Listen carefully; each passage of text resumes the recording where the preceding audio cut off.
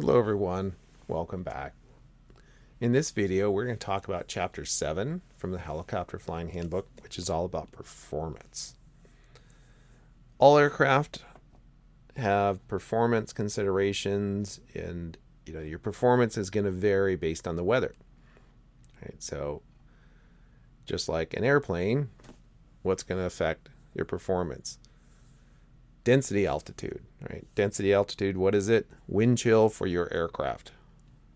How high does it feel like your aircraft is? So we've got high, hot, and humid. Sometimes we say those are the three H's that contribute to density altitude. If you're actually at a high elevation, that's one thing. If it's hot, the air is less dense. If it's humid, the moisture displaces the oxygen in the air, and it's less dense. Then we have things like weight. We talked about weight and balance in the previous chapter. Now, just like every other aircraft in the world, we're going to have different performance charts in our helicopter manuals. Now, one thing that's going to be a little bit different between an airplane and helicopter, and we talk about things like winds. Helicopters actually like a little wind. You can hover much better if there's some wind. Your rotors become more effective. We talked about that before. We talked about ETL and translational lift and all those things in the aerodynamics chapter. So wind can help us.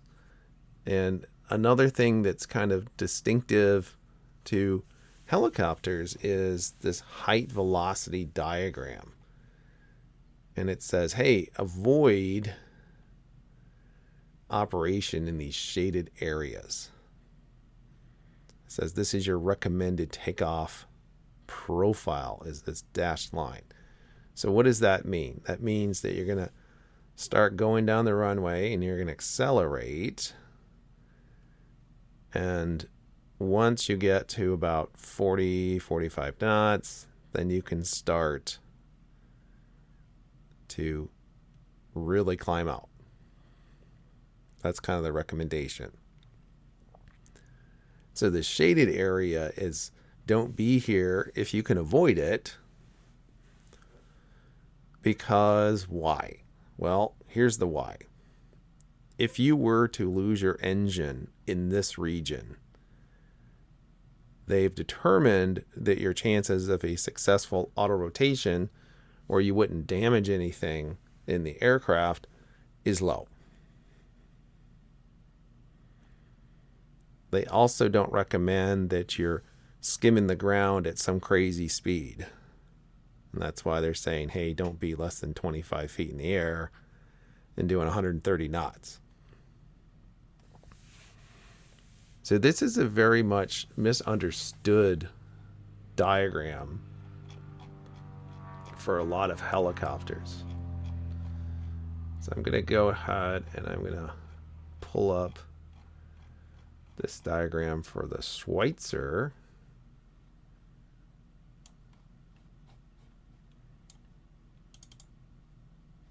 Let me make that a little bit smaller so you can actually see it.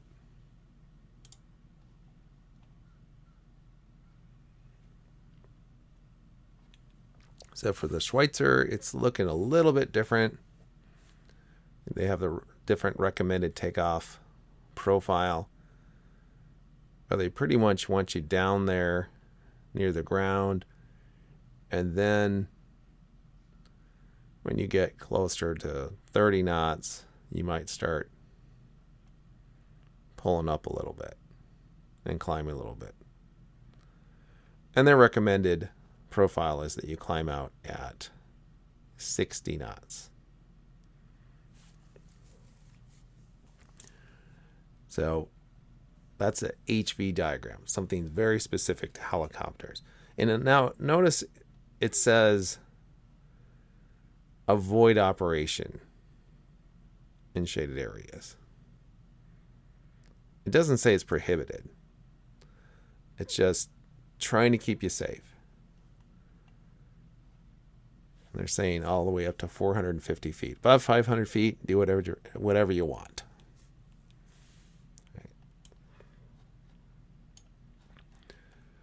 Okay, what else is specific to helicopters? Well, helicopters, as you know, can hover, something that no other aircraft can do. So you're going to find charts on hover performance as well. And it's going to say for this weather conditions, here's what you can do in terms of hovering. Now, of course, we have two kinds of hovers we can do. We can do in-ground effect and out-of-ground effect.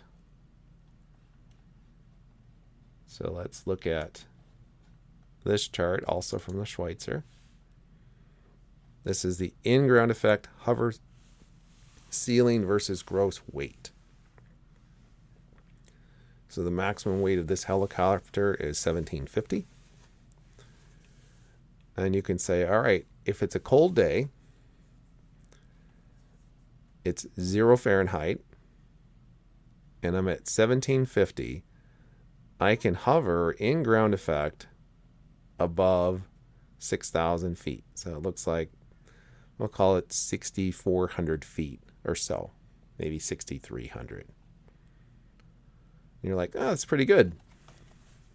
That's rather a high elevation for me to hover in ground effect. What about if it's 120 degrees outside? Sea level. That's my limit.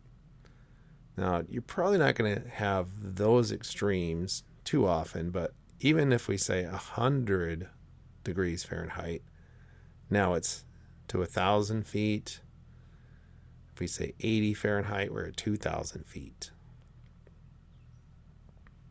If we're at gross. Take that same helicopter, have it practically empty. Now, I'm not sure how you do this because, of course, you need a pilot and a little bit of fuel. But in 120 degrees, that helicopter will hover at around 3,600 feet.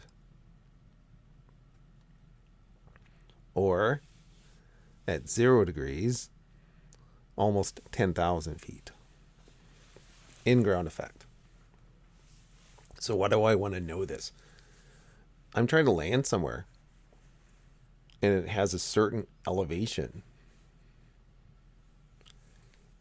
And there's a certain temperature at that time. I want to know, can I do a normal landing? Will I have to do something like a run-on landing because I don't have enough power to land there? And what about the takeoff? Am I going to have to do a running takeoff to get back out of there? You know, these are the kinds of things that you want to know going into a situation. So that's in-ground effect. The Schweitzer manual does not provide the out-of-ground effect chart. Now, some other manufacturers will. Now, here's another interesting one. Book talks about autorotational performance.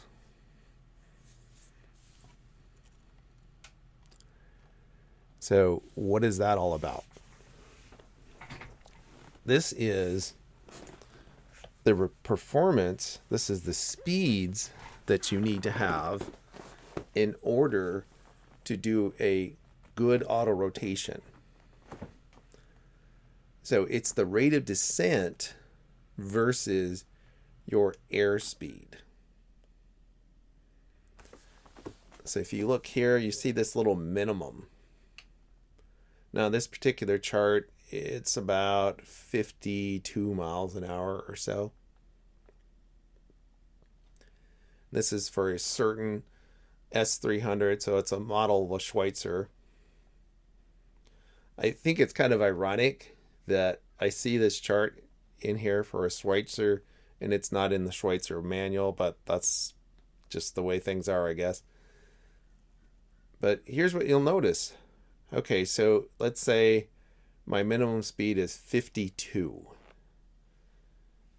That's where I have the minimum descent rate. So if I'm doing an auto rotation, I probably want to be flying at about that speed during the auto rotation. So what if I'm going too fast? What if I'm up here at 70 instead of 52? Well, now my descent rate went from 1600 to 1800 foot per minute.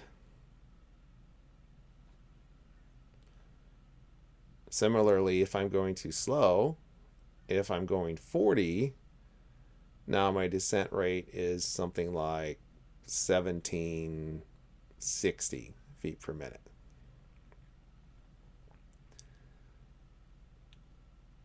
So this is the reason why you will see a recommended auto rotation speed in most manuals.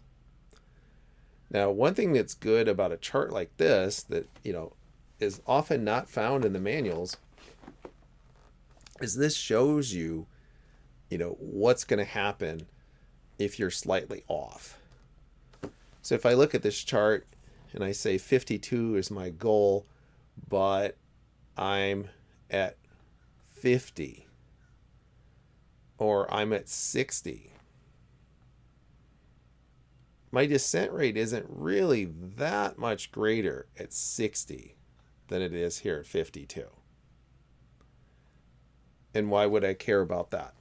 Well, the thing to keep in mind with an auto rotation is that if you have that speed at the bottom of it, you can convert that speed into rotor RPMs, which is going to help you cushion that landing.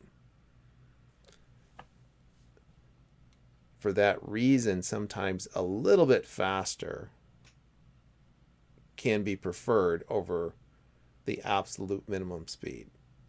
Now, this is not a video about auto rotations and how do you do those and, different factors in different helicopters. In fact, just yesterday, I was doing some auto rotations in a Schweitzer with someone that was new to that helicopter. And, they were kind of struggling because they learned how to do it in a different kind of helicopter. And the auto rotations are very different. Speeds are different. Procedures are different. So it's one of those things that you just have to do, and then you learn what it's like. But, okay. So that is a little bit about performance. We also talk about climb performance. What is your climb rate going to be? Some helicopter manuals will have charts like this for climb performance, and some of them don't.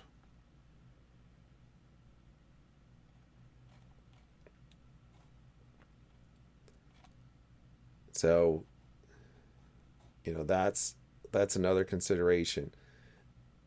Most helicopters are going to have a VY, a best rate of climb speed. And you might ask, if you're an airplane pilot, what's VX in a helicopter, which is the best angle of climb speed? Well, that one's pretty obvious. 0. You go straight up. That's your best angle of climb speed, which for a helicopter is essentially 0. Unless, of course, you have like a high density altitude situation and things like that. So they walk you through a couple of climb